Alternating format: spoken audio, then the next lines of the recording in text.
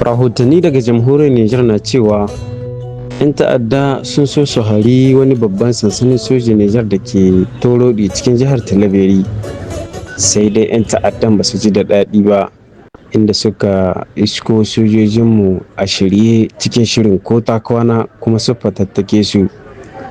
Rahotanni na nuna cewa da sanyin safiyar da misalin karfe 6:30 na safe, wasu 'yan ta'adda dauke da makamai waɗanda suka zo kan babura da kuma motoci masu da dauke da manyan makamai sun yunkurin kai hari kan sansanin sojoji da ke Torodi a cikin jihar Talabiri.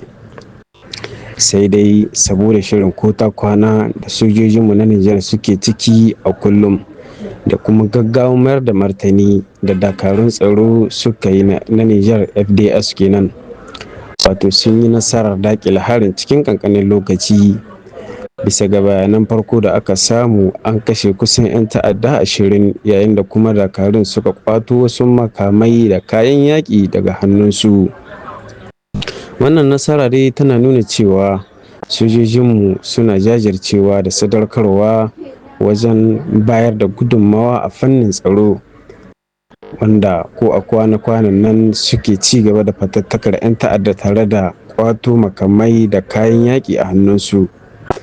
Hotuna dai da bidiyoyi da aka yi ta yadawa a kafofin sadarwa sun nuna yadda 'yan ta'adda da dama ga sunan kwance an kashe su, wasu kuma hotuna suke nuna an kwato tarin makamai da tarin motoci babura daga hannunsu.